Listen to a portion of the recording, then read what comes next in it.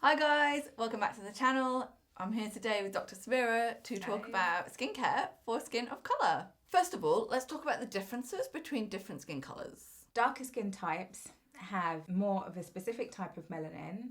They have less transepidermal water loss and more lipid production in the skin. So let's talk about the two different types of melanin. One is pheomelanin, which is more yellow and red in colour, and the other one is eumelanin, which is more brown and black. And so, Sarah, you will have more pheomelanin and I will have way more eumelanin. So what kind of issues are you going to see more frequently in your darker skin patients? So darker skin patients tend to suffer from keloid scarring, increased oil production, and also they're more at risk at hyperpigmentation. The Fitzpatrick scale scoring is often conflated with the person's ethnicity, when in fact it's a function of how long they can stay in the sun for. Yeah, so how often they tend to burn and their melanin response. So for example, 1 to 2 might be somebody who's Caucasian or very fair. Rarely tans and burns very easily. Right the way through to somebody who's say 6. Who rarely burns. Doesn't mean they can't burn, but rarely burns and tans quite rapidly. Samira, is it true that if you have a darker skin type, you don't need to use an SPF? Absolutely not. So you still need to use an SPF to prevent hyperpigmentation and to decrease the chances of melanoma occurring. So when you're coming up with a regime for your patient, what are the things that you need to bear in mind? What are you trying to treat for them? I'm looking to even the skin tone and give a bright appearance to the skin. Using what kind of ingredients? Using things like lactic acid, retinols, arbutin, licorice extract, which is quite similar, azelaic acid and kojic acid.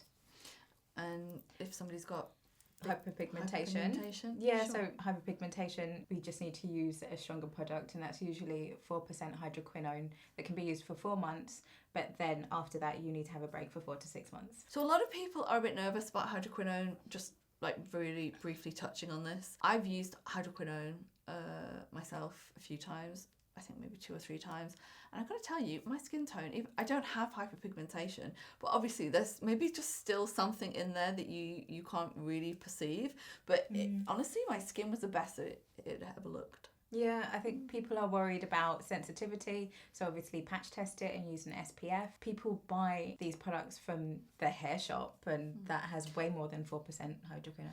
So a lot of people are worried about getting onchronosis if they used hydroquinone, which is a blue-black discoloration from the skin. But often that's not really a concern at the percentages that we use. So usually when you see onchronosis, it's because people have been using about 20% hydroquinone for an extended period of time. Is there anything else that we need to know? Yeah, in fact, you should put an SPF on top of these precious ingredients so that you don't sensitize the skin and also to protect the results. And in fact, I had an experience myself where I had a hydrofacial with acids and retinol in. And even though I used an SPF, I went into the sun and I got immediate redness. And the next day, it's like I had a darker mask on my face. Oh dear. Yeah, it wasn't pretty. And how long did that last for? About a week. And then it just went away on its own? Oh no, it went away. It just slowly faded away. It was uniform, but it was darker. Noticeably. Nasty.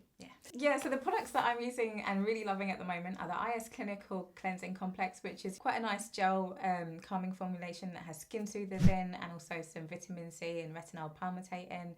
I also like the fact that it's pH 5.6, so totally suitable and doesn't strip my skin. Is that an actual like face wash? Yeah. Is it? Yeah. So it's a gel and it's like when it hits the water, it gets a little bit creamy. Oh, I've not tried that. You're not? Oh, it's really nice. Oh, Yeah. Interesting. And then there's a shield balm under the same brand name that has retinol and sodium hyaluronate, and we know that hyaluronic acid is good for hydration. There's also panthenol, which is just a skin conditioner, and that will help with my eczema. And then just for this whole like maskne area that I've got on my chin, I use the Neostrata Bionic Face Cream, and that contains AHAs to exfoliate the skin and also help with my hyperpigmentation that I've got in that area.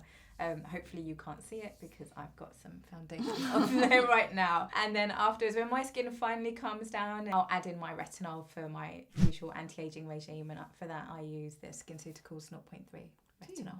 Yeah. An SPF? SPF is HelioCare. So I've been using this SPF for a while, and I always use factor 50. I've never used 30. It's a gel formulation and it's really nice and just blends into the skin. So the HelioCare is a chemical sunscreen. How do you feel about physical versus chemical sunscreens? Well, Funny enough, even though my SPF is a chemical block, I prefer the physical ones because they reflect heat and light away from the face. However, the physical sunblocks contain titanium dioxide and zinc oxide, which basically make me look like a ghost. Which is not great. No, I don't want to walk around looking like that. Okay, so that's it for today. If you have any questions about skincare for skin of colour, please let Samira know in the comment section below. Yes, please. And we will see you again next week. Thanks very much for joining us. Bye-bye. Bye.